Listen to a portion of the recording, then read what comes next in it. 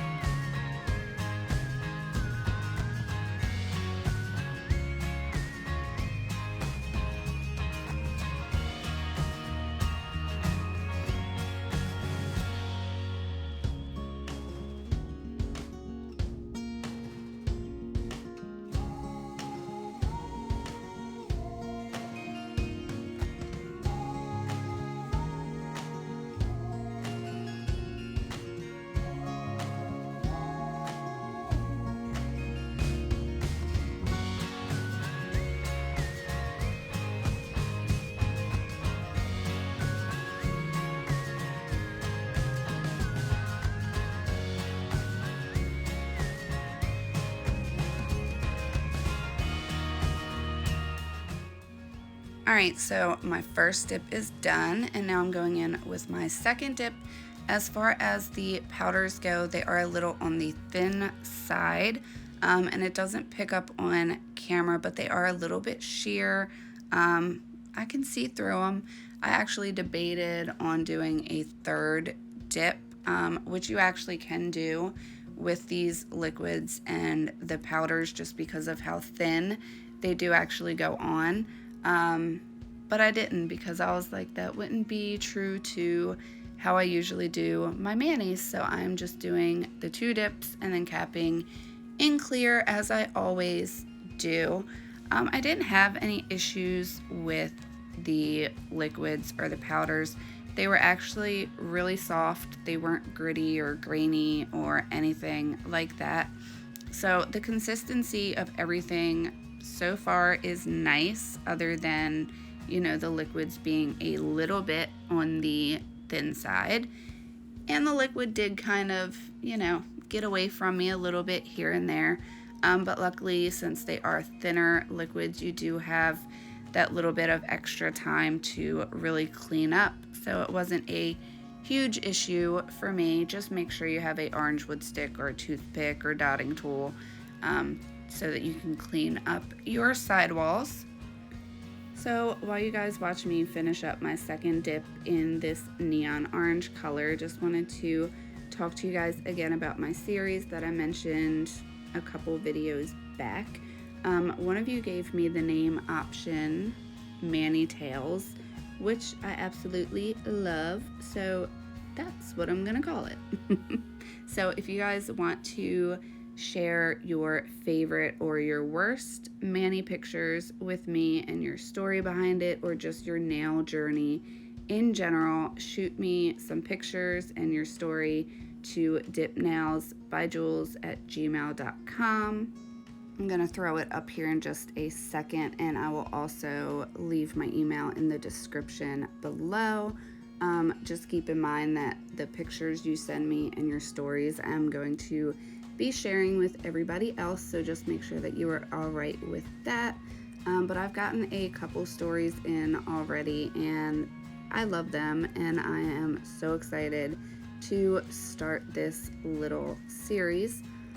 Also, I'm going to be doing a Q&A soon, so if you have any questions, nail related or otherwise, feel free to ask them in the comment section below or send them to me on Instagram. You can just DM me, and I will include your question and answer it in my Q&A dip with me type video that I also have coming up.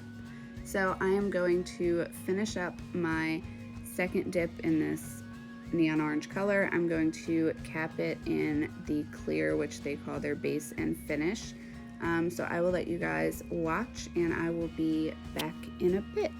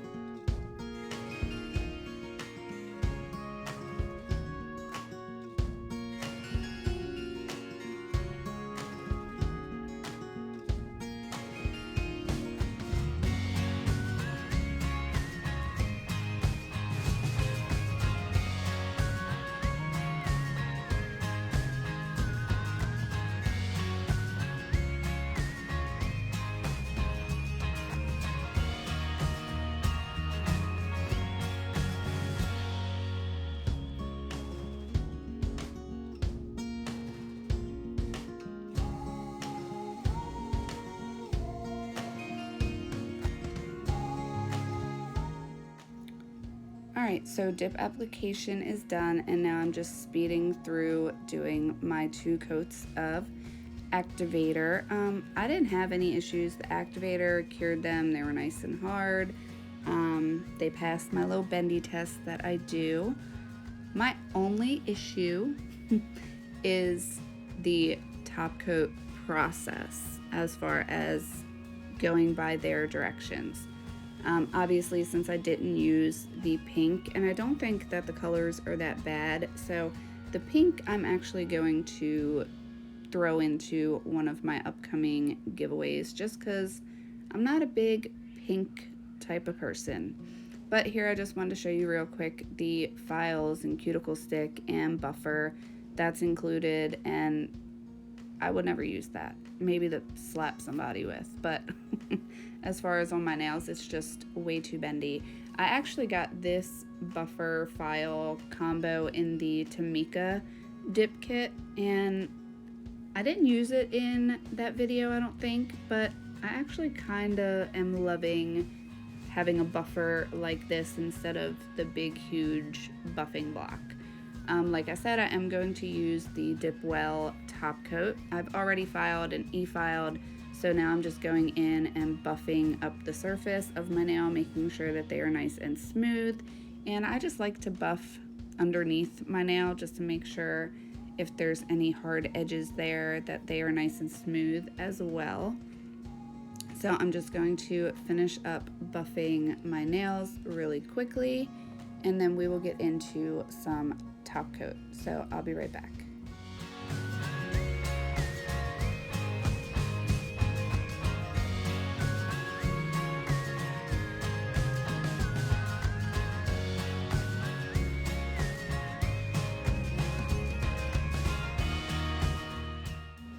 Alright, so I buffed, I went and rinsed my hand, and now I'm going in with my final coat of activator. This is what activates your top coat and makes them nice and shiny and glossy. And per the instructions, it says to let the activator sit for 3 minutes. And from this point forward, 3 minutes tends to be DipWell's favorite number. I will show you in the instructions here in a minute, but this is just where I kind of had an issue, not as far as how the product performed, just time consuming. So I'm just gonna go in and wipe off the excess activator. I did let them sit for 3 minutes, but I just want to get the excess activator off so that you don't ruin your top coat brush later on. Very, very, very important. Don't skip this part. If you end up with a hard brush, it's because it came in contact with some activator, and that can ruin your brush. It can ruin your whole bottle of liquids. If you're interested in my left hand, I'm still wearing my Mani from Tamika dip kit that I did. If you guys haven't seen that video, I will leave it linked up here in the cards for you. So if you're interested, you can go check that out.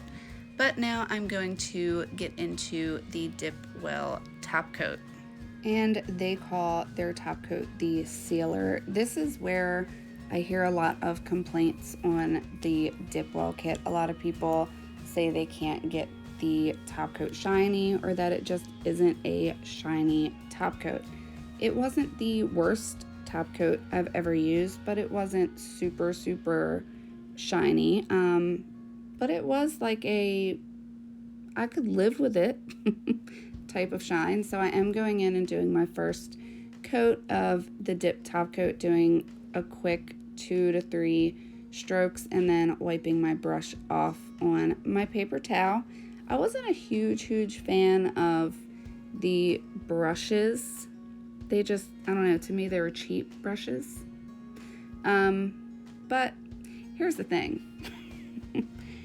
It will take you, if you go by the instructions, to actually get the shine from this top coat. It's going to take you 9 minutes to top coat one hand. That's almost 20 minutes for both hands, because you should only top coat, do your top coat process one hand at a time.